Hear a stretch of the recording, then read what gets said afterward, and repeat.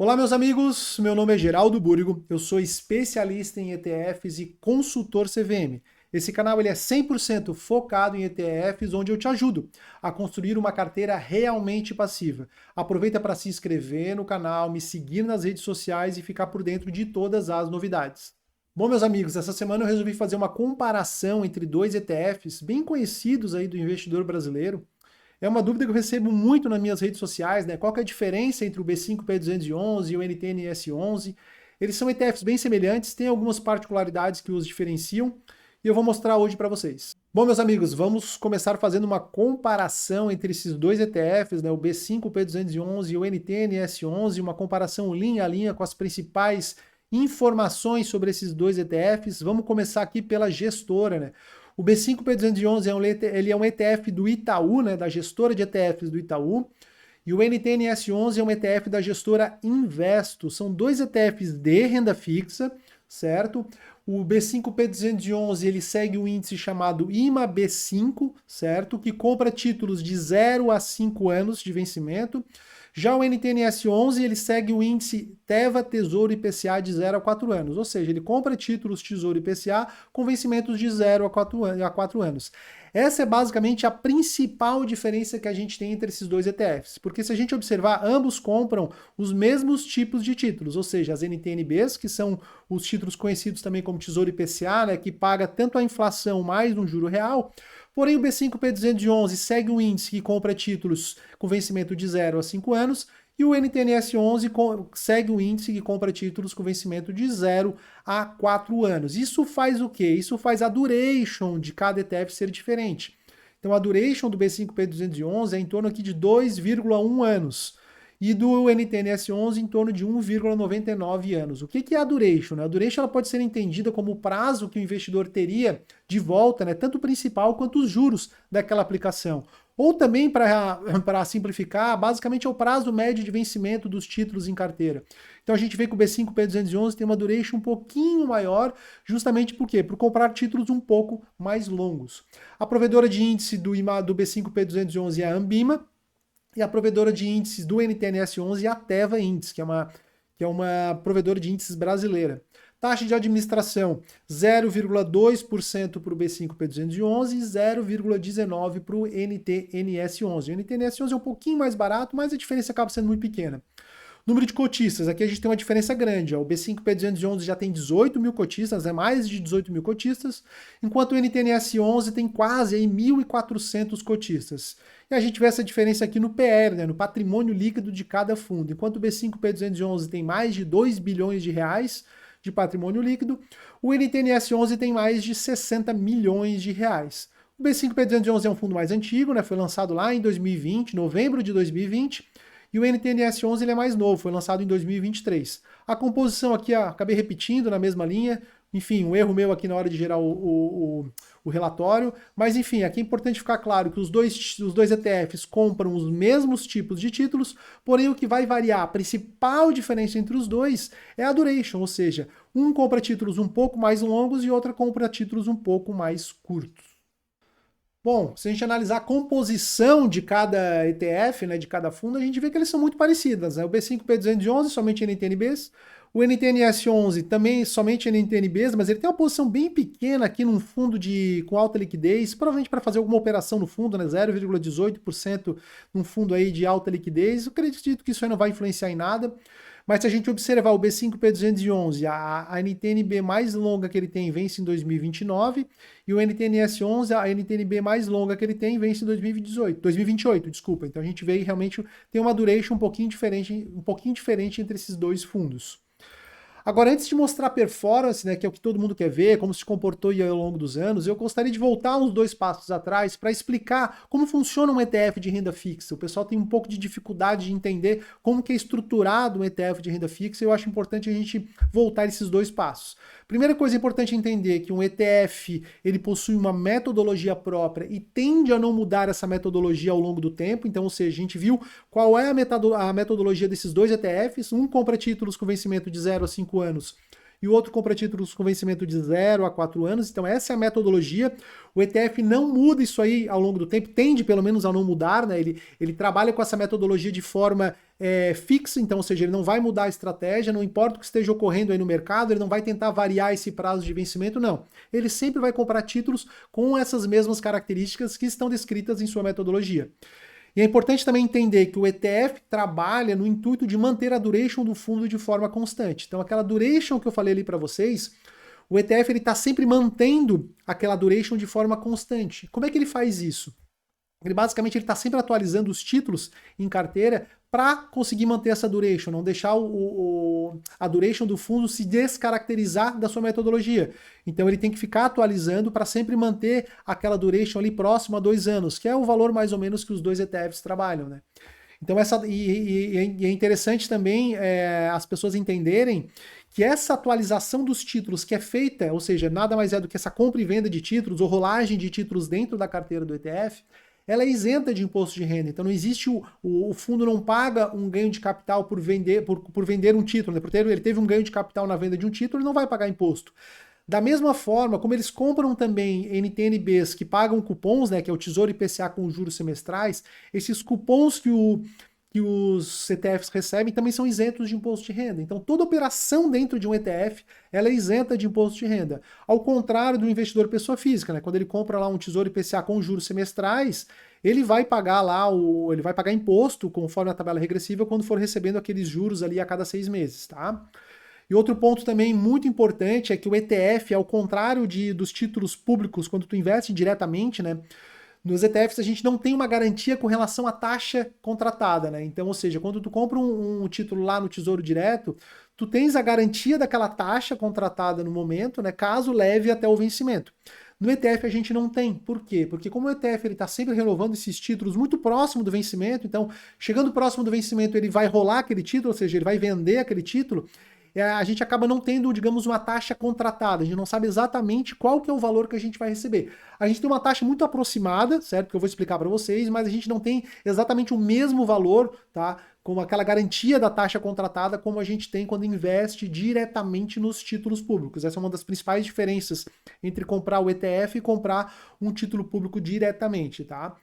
Outra coisa que é importante também é entender que as cotas dos ETFs, né, negociadas em bolsa, o valor da cota, ela segue, né, ela mantém uma aderência com a oscilação do preço dos títulos que o ETF possui em carteira. E quem garante essa aderência é o formador de mercado. O formador de mercado ele vai tanto prover a liquidez, tanto na venda quanto na compra, e ele vai também garantir que aquela cota negociada no mercado esteja com o mesmo valor, né, da cota patrimonial do fundo. Então, na medida que o preço dos títulos vai variando dentro do fundo, né, a cota do ETF também vai seguindo aquela variação dos preços. Então, o ETF ele sofre marcação ao mercado normal e igual a um título público. Igual tu comprar um título público lá de forma direta, lá no Tesouro Direto, tu vai sofrer marcação ao mercado. Com os ETFs, tu também vai sofrer da mesma maneira. É igualzinho, tá? E como eu comentei com vocês, né, a gente não tem como saber exatamente a taxa que a gente vai receber, né, a gente não tem, digamos, uma taxa contratada, né, saber exatamente qual que é o valor que a gente vai receber, mas a gente tem o quê? As gestoras disponibilizam uma tabela de sensibilidade que vai nos dar um valor muito aproximado do que a gente pode receber com um ETF. Eu vou mostrar para vocês agora no próximo slide, olha só. Aqui eu peguei a taxa de sensibilidade nos dois sites, tá? Tanto no site da Investo quanto no site do Itaú. E lá nos dois sites a gente pode ver essa tabela de sensibilidade. O que é essa tabela? É basicamente o quanto que tu espera receber, uma taxa muito aproximada. Lembrando que essa taxa pode ser um pouquinho acima como um pouquinho abaixo, porque como eu falei, né, o ETF ele vai vender os títulos ali próximo do vencimento, então não vai ser exatamente essa taxa, mas tu tem os valores muito próximos. Então o que quer dizer essa tabela? Se tu pagar R$ 57,08 pela cota do NTNS 11 hoje, seria equivalente a tu ter um título que vai pagar um yield de IPCA mais 6,94. Da mesma forma do B5P211, se tu pagar R$ 93,89 na cota do B5P211, seria o equivalente a tu receber 6,88% de yield, né? Ou seja, IPCA mais 6,88. Tranquilo? Vamos em frente. Agora, o que todo mundo quer ver, né? Retorno acumulado desde maio de 2016. Por que eu peguei maio de 2016? Porque o índice que o B5P211 segue, ele tem um histórico desde 2003. Então a gente tem realmente um histórico bem interessante aí para analisar. Porém, o índice que a Teva criou para o NTNS11, ela fez um backtest somente a partir de 2016. Então eu peguei essa data aqui para conseguir comparar os dois fundos. Né? Então o que a gente consegue observar nesse primeiro gráfico, aqui nessa primeira análise, a gente vê aqui que o NTNS11 e o B5P211 tem um retorno muito próximo, muito parecido mesmo. Vai diferenciar algumas coisinhas muito em relação à volatilidade, que é o que a gente observa. O retorno acumulado do NTNS11 foi de 123,01%, e do B5P211 de 123,25%. Então foi um retorno muito próximo, né? O retorno ao ano de 9,66 contra 9,68. A volatilidade, aqui está a principal diferença. O NTNS11 tem uma volatilidade de 2,36% ao ano e o B5P211 tem uma volatilidade de 2,97% ao ano. Então o B5P211 ele tem uma volatilidade um pouco maior. Pouca coisa, mas tem. Isso aí influencia no nosso Sharpe. O que é o Sharpe? O Sharpe nada mais é do que a melhor relação risco-retorno, porque ele leva em consideração tanto o retorno quanto a volatilidade durante esse período. E como a gente teve retornos muito próximos e com uma volatilidade menor do NTNS11, a gente teve o quê? Um melhor Sharpe, uma melhor relação risco-retorno. Importante lembrar também que esses retornos aqui, eles já são líquidos de taxa de administração. Eu já botei na conta aqui tanto a taxa de administração do NTNS11 quanto do B5P211. A única coisa que não está líquido aqui é o imposto de renda, que a gente vai pagar lá realmente na hora que for vender as cotas, que lembrando que nos ETFs é sempre 15%, tá? Nesses dois ETFs é sempre 15%. Agora, vamos dar uma olhada através de janelas móveis, né, para a gente ver como se comportou aí ao longo do tempo esses dois fundos. E eu estou sempre comparando aqui no CDI para a gente ter uma base, até porque eu quero conversar com vocês uma coisa muito importante depois no final. Olha, o retorno através de janelas móveis de 12 meses. Aqui a gente já consegue observar uma diferença entre o NTNS11 e o B5P211. Por quê? Porque a gente vê que, dependendo do período, tá, o B5P211 tem retornos superiores, tá, ao NTNS11, principalmente nesse período aqui, ó, em 2019, que provavelmente a gente teve uma redução aqui das taxas de juros, tá? A gente observou aqui justamente o que? Como sofreu mais marcação ao mercado, né? O B5P211 tem títulos um pouquinho mais longos, na duration um pouquinho mais longa, ele vai o quê? Ele vai sofrer mais marcação ao mercado, tanto na parte positiva quanto na parte positiva, né? Até mesmo quando a gente tem um efeito contrário, quando a gente tem o quê? Um aumento nas taxas de juros, né? Então, se a gente tem um efeito negativo da marcação ao mercado, o B5P211 acaba também sofrendo um pouco mais. Então, o que a gente observa aqui também nesse gráfico? A gente observa também que o B5P211 supera o NTNS11 em 47% das janelas móveis de 12 meses. E o NTNS11 supera o B5P211 em 52% das janelas de 12 meses. Então tu vê que eles são muito parelhos, né? 50 e 50 para cada. No curto prazo, em 12 meses ali, cara, vai estar a 50% de chance de um ter um retorno maior que o outro. Então ficou muito parelho também nesse gráfico de janelas móveis de 12 meses. E tu vê que é interessante, ó, o que eu queria mostrar para vocês, os dois, através de janelas móveis de 12 meses, superam o CDI na maior parte das janelas, né? O B5P211 em 61% das janelas de 12 meses e o NTNS11 em 64% das janelas de 12 meses. Mas olha que interessante, né? Aqui entra um conceito, até abrindo um parênteses aqui, que as pessoas têm que entender uma coisa no mercado financeiro. Muitas vezes a gente precisa aceitar um pouco mais de volatilidade para aumentar a nossa expectativa de retorno. E o B5P211 e o NTNS11, eles possuem uma expectativa de retorno maior que o CDI. Porém, isso quer dizer que para te ter essa maior expectativa de retorno, tu vai ter que aceitar uma maior volatilidade de curto prazo. E aceitar uma volatilidade maior de curto prazo é também aceitar que tu vai passar períodos performando abaixo do CDI e tá tudo certo. Tu vê que nos últimos anos tem sofrido muito o B5P211 e o NTNS11. São duas ótimas opções aí para te carregar numa carteira de longo prazo, para reduzir a volatilidade da tua carteira, porém nos últimos anos eles têm perdido para o CDI. É um comportamento normal, tá? Só que agora o que acontece? Como eles estão performando abaixo do CDI durante muitos anos, eles estão com uma alta expectativa de que se a pessoa carregar essa posição por mais anos, né, ela vai realmente ter retornos superiores ao CDI, que é o que acontece nesse gráfico que eu vou mostrar para vocês agora. Veja que diferença, ó. Aqui a gente tem o retorno ao ano, tá? Através de janelas móveis de 60 meses. Tu vê que já é bem diferente a probabilidade de tu ter retornos superiores ao CDI. Quando a gente amplia o nosso horizonte de investimento, ou seja, investindo aí por um período mínimo de 5 anos, e a gente observa todas essas janelas, a gente vê o seguinte, ó, que tanto o B5P211 quanto o NTNS11 superam em CDI, ó, em 90, o B5P211, né, em quase 90% das janelas. Então tu vê que a gente aumenta a nossa probabilidade de sucesso, aumenta as chances de ter retornos superiores ao CDI, na medida que a gente vai permanecendo mais tempo investido. Então a gente tem que aceitar essa volatilidade de curto prazo para o quê? Para aumentar a nossa expectativa de retorno. Quem não aceita performar abaixo do CDI em nenhum momento, em nenhum período, tem que investir somente no CDI, ponto. Então aqui a gente está correndo um pouco mais de risco, a gente está aceitando um pouco mais de volatilidade, para quê? Para a gente ter uma expectativa de retorno superior ao CDI na medida que a gente vai permanecendo mais tempo investido. Isso é muito importante, tá?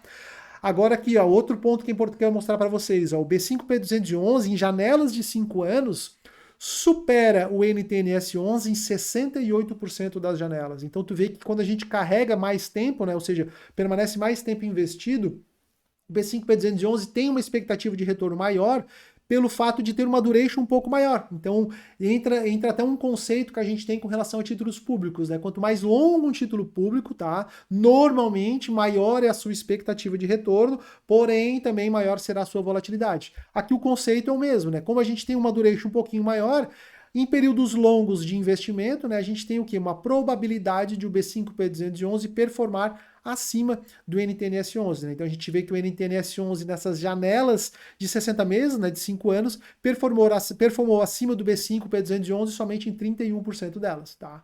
Então quando a gente está carregando uma posição mais para o longo prazo, talvez o B5P211 vai te dar uma expectativa de retorno um pouquinho maior, certo?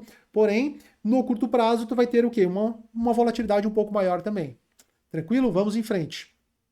Bom, meus amigos, qual que é a conclusão que eu chego com relação a essa análise entre esses dois ETFs? A gente observou que esses dois ETFs, dessas duas estratégias, ela possuem um desempenho muito próximo.